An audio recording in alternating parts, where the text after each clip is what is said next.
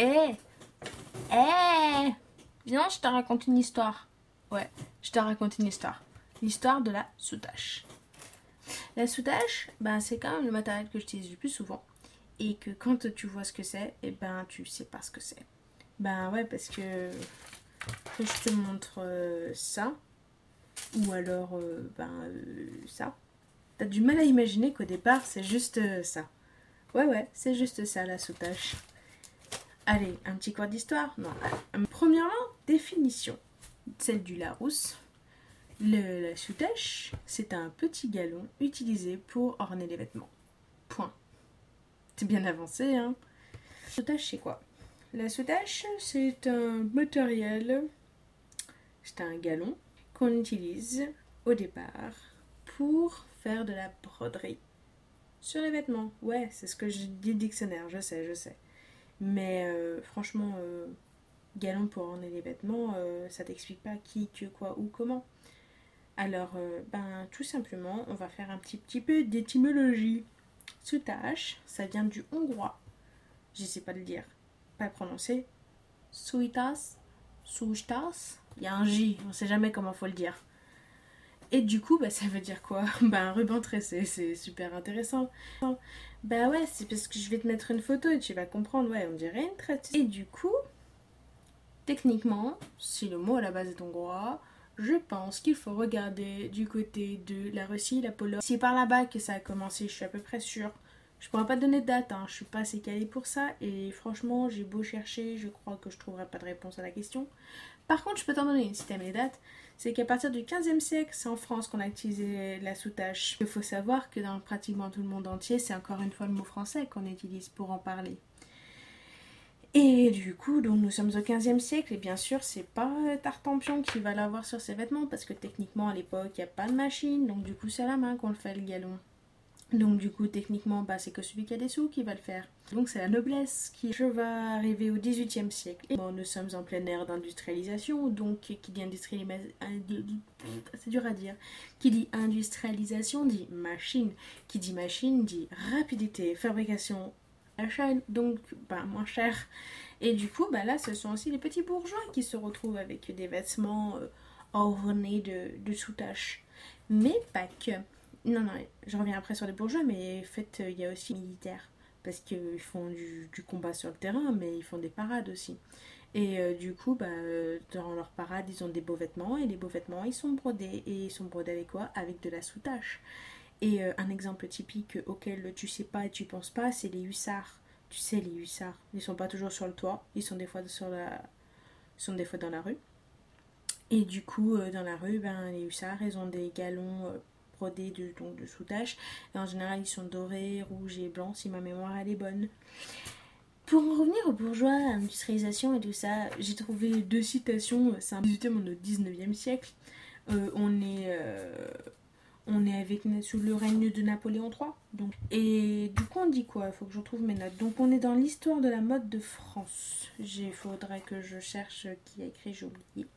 Du coup, pour donner un exemple, donc la citation c'est: afin de résister aux rigueurs de l'hiver, nos Parisiennes se décidèrent à porter des vêtements de gros drap lisse ou de soie gros grain, bien que ces vêtements les fatiguassent par leur lourdeur. Tu m'étonnes. Et donc, j'arrive à la citation. On borderait ces confections avec de la grosse soutache. Et ensuite, nous avons un autre. Là, on passe au début 20e avec Jeanne Lanvin, qu'on retrouve dans 12 couturières qui ont changé l'histoire de Bertrand Meyer Stablet. Donc, le perlage et la broderie, deux éléments constitutifs du style Lanvin. Elle affectionne particulièrement la soutache pour embellir les surfaces. Mais du coup, c'est pour vous expliquer qu'au départ, on est vraiment dans un matériel de broderie, de décoration. C'est pour ça qu'on ne le retrouve pas que sur les vêtements. Je crois que ça s'utilise aussi, par exemple, pour habiller des meubles, des fauteuils, par exemple, des canapés, sur certains abat-jours. Je crois que si on regarde un petit peu quelques compositions, vous avez des espèces de dentelles avec des trames ajourées et vous pouvez regarder, enfin retrouver de la soutache dans les trous. Enfin vraiment, ça s'utilise dans beaucoup de choses. Maintenant que je vous en parle un petit peu, faites attention quand vous allez, je sais pas, dans un musée ou chez votre grand-mère qui a des vieux meubles ou des trucs comme ça. Franchement, il y a plein d'endroits où vous trouvez de la soutache sans savoir que ça en est. Je vous parle de fermoir chinois. Je vous jure, vous en avez déjà vu et vous n'avez pas fait attention, c'était de la soutache aussi. C'est le truc avec des igouigouilles et puis un nœud qui se ferme. Je te mettrai une photo, tu vas comprendre ce que c'est. Et puis aussi les toreros, les matadors, sur leur veste, eh ben, ils ont de la soutache brodée. Ouais. Mais du coup, dans les années 90, il y a eu un gros engouement pour la soutache. Il y a une Israélienne qui s'appelle Dori, je sais pas le dire non plus, Chezenieri, qui est genre franchement si t'as croisé de la soutache une fois dans ta vie dans un magasin, c'était ses créations que t'as croisées, qui a relancé tout ceci. Du coup il y a un gros engouement en Israël pour la soutache, mais aussi en Pologne, mais aussi en Russie, puis en gros en fait tout en Europe. Et du coup on va parler 2 secondes de corps bijoux. Donc bah là c'est tout simple, franchement c'est une technique sur le coup, enfin quand tu vois, et encore moi franchement je fais des petites choses, il y a des trucs, franchement tu fais des mastodontes de bijoux avec la soutache.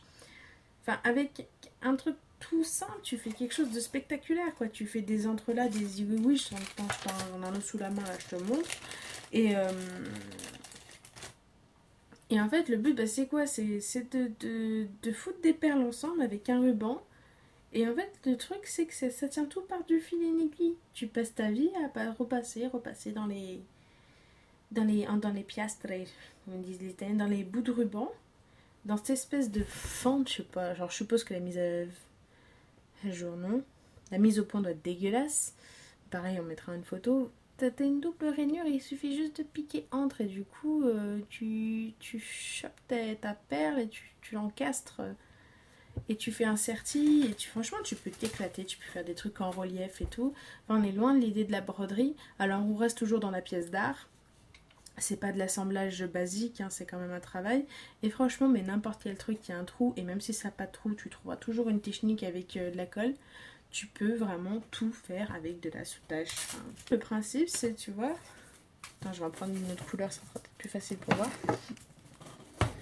Tu prends un bout de verre. Il n'y a pas un autre bout qui traîne déjà coupé que j'ai pas coupé exprès. Un bout de bleu et tiens, on met un bout de doré là qui traînait. En général c'est basique, c'est 2 ou 3 fils. Il y a tes rubans de soutache comme ça. Tu passes ton aiguille, je suis sûre qu'il y en a une qui traîne là, hop là. Une aiguille. Tu vois, rien que ça, tac, dans la fente, parce que sinon ça va pas très bien.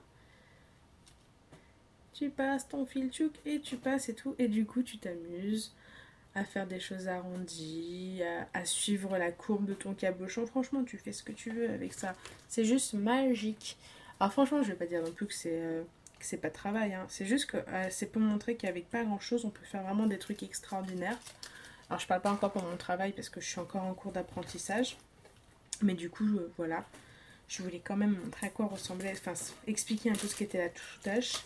Avec pas grand chose, on peut faire vraiment quelque chose de sympathique, de coloré, parce que enfin, après il y a plusieurs écoles, il y a le côté baroque avec voilà, des fils de soutache comme ça, tu prends de la métisse et c'est bon, t'as une paire de boucles d'oreilles, tu pourras presque la mettre peut-être pas chez Cartier, mais dans l'idée. Puis après t'as le truc vraiment punchy de toutes les couleurs, qui éclate dans tous les sens. Après enfin, si la soutache vous plaît, il suffit de regarder un petit peu sur internet, c'est une mine d'or.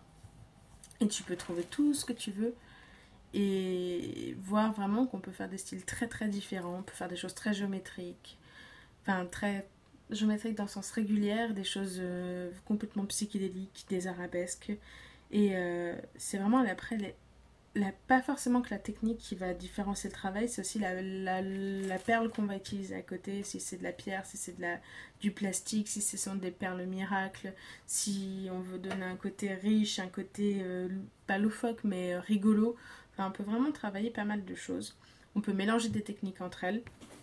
Là par exemple, je trouvais Anne. Alors c'est pas un collier que n'importe qui portera, hein.